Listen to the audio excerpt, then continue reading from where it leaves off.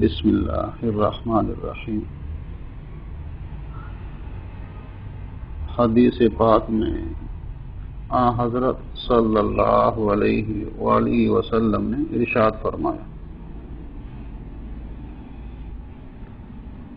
خوش نصیب ہے وہ شخص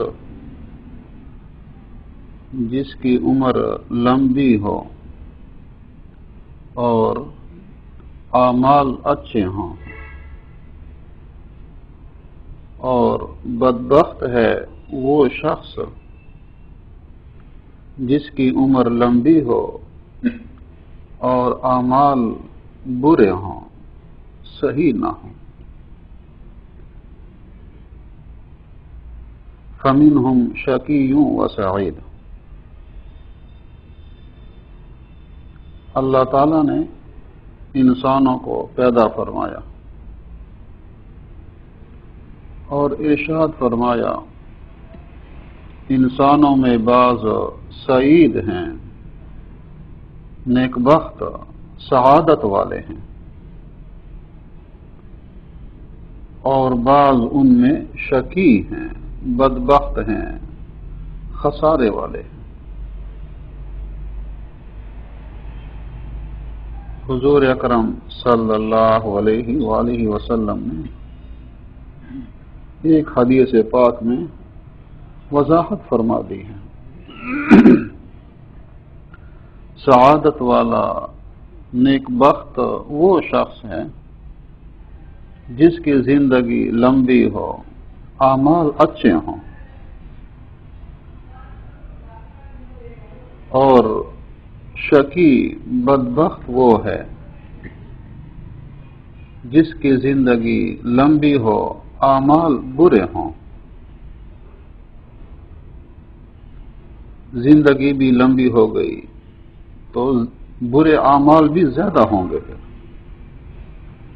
اور یہ اللہ کی غضب کو کھینچتے ہیں برے اعمال۔ اللہ کی غضب سے پناہ مانگی جائے۔ نیک اعمال اللہ تعالی کی رحمت کو کھینچتے ہیں، تو نیک اعمال کثرت سے کیے جائے۔ اللہ تعالیٰ کو یہ پسند ہے اور یہ نیک بختی ہے، نیک اعمال کثرت سے ہوں، نیک اعمال کی پابندی ہو۔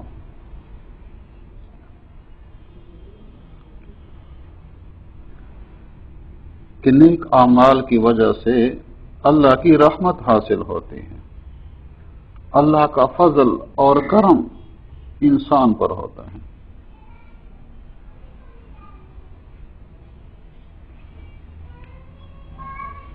آپ صلی اللہ علیہ وآلہ وسلم نے فرمایا، جنت میں جو بھی شخص جائے گا اللہ کے فضل سے اور کرم سے جائے گا، لیکن اللہ کا فضل اور کرم اس پر ہوگا جس کے اعمال اچھے ہوں، اعمال صالحہ ہوں۔ یہ محل ہے اللہ کی رحمت کا، نیک اعمال یہ اللہ کی رحمت کا محل ہے۔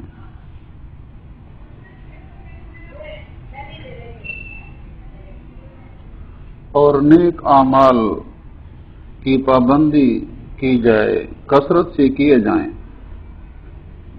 لیکن اپنے نیک اعمال پر نگاہ نہ ڈالے۔ اگر یہ سوچتا ہے کہ میں تو بڑے نیک اعمال کرتا ہوں، تو عجب بن جائے گا، سارے نیک اعمال ضائع ہو جاتے ہیں۔ تکبر کا بھی اندیشہ ہے، کبر پیدا ہو جائے گا، سارے نیک اعمال ضائع ہو جاتے ہیں۔ عجب بھی تکبر کا حصہ ہے۔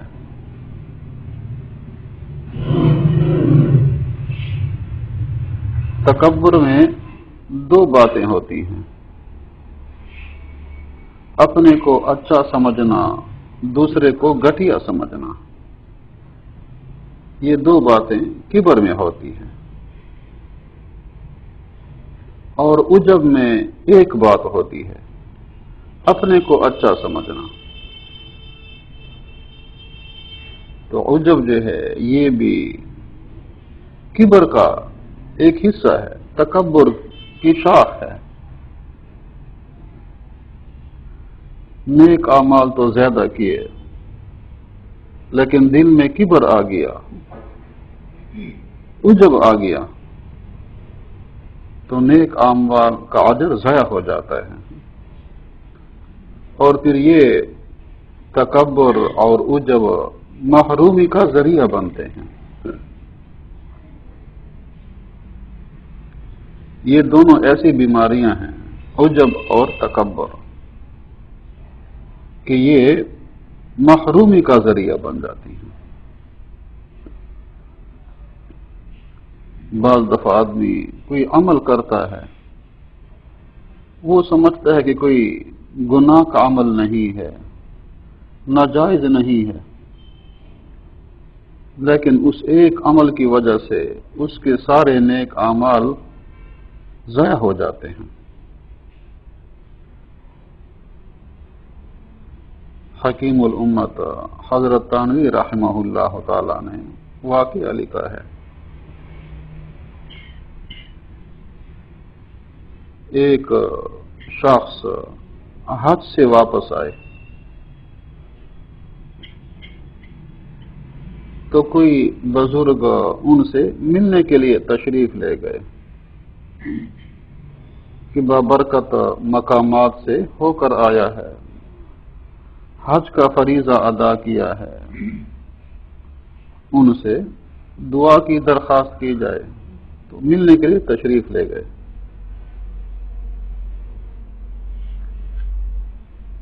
اور وہ حج کرنے والا، اس نے کئی حج کیے، 2 حج کیے تھے، 3 حج کیے تھے،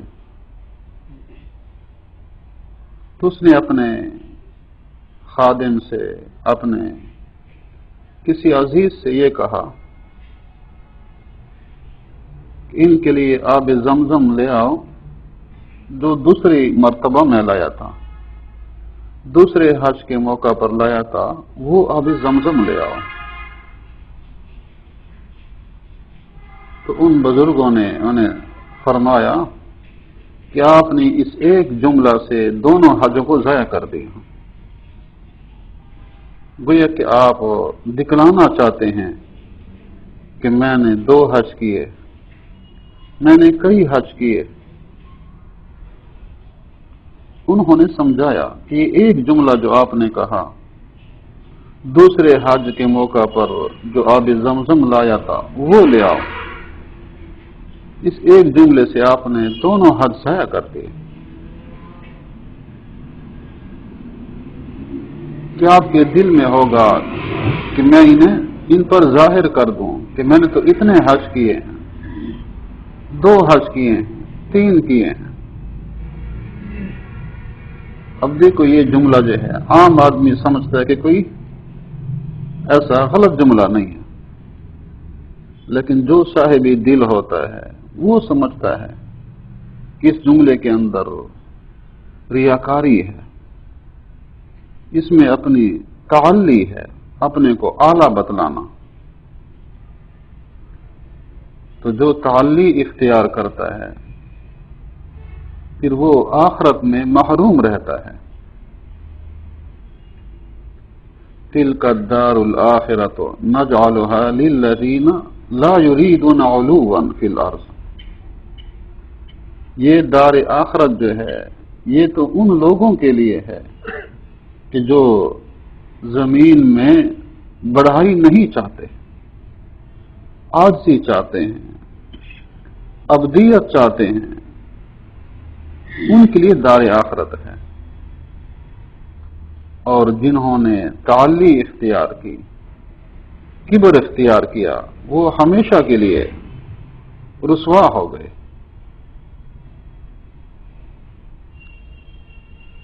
تکبر عزازیل راخار کر دوں، بزندان لعنت گرفتار کر دوں۔ ابلیس کو تکبر نے رسوا کر دیا اور ہمیشہ کے لیے لعنت کے قید خانے میں گرفتار کر دیا۔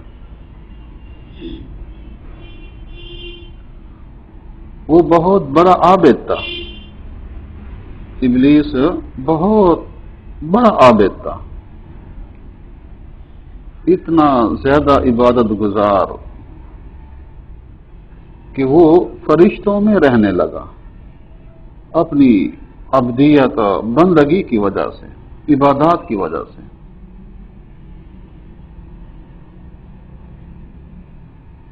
4000 سال تک اس نے اللہ کی عبادت کی ہے، ابلیس نے، اور زمین کے ہر حصے پر اس نے اللہ کی عبادت کی ہے،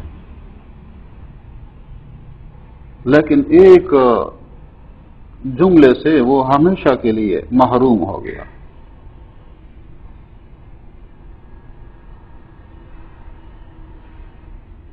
انا خیر منہ،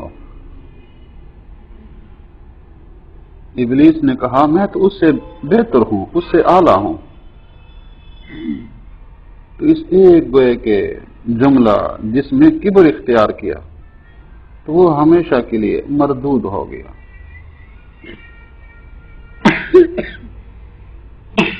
نیک اعمال کی پابندی ہو، نیک اعمال میں کثرت ہو۔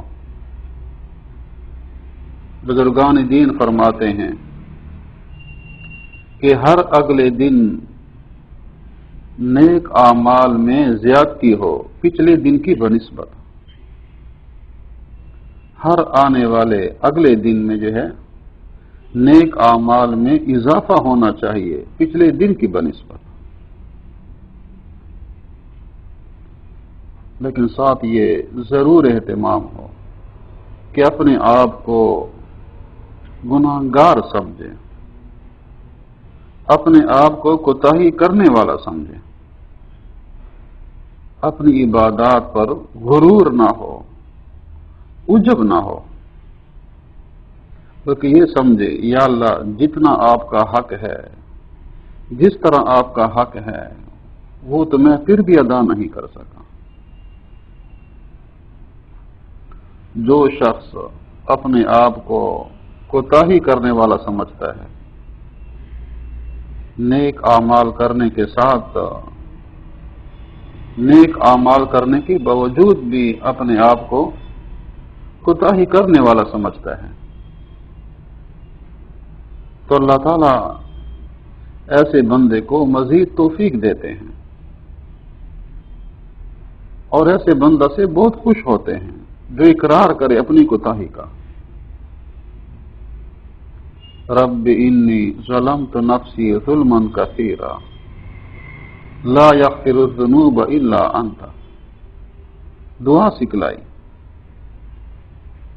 انسان یہ دعا کرے اے میرے پروردگار میں نے تو اپنے آپ پر بہت ظلم کیا کہ آپ کی نافرمانی کی، آپ کا حق ادا نہیں کر سکا، جس طرح آپ کی بندگی کا حق ہے آپ کی عظمت کے مطابق تو میں کچھ نہیں کر سکا، میری کوتاہیوں کو، میرے خطاؤں کو معاف فرما دیجیے۔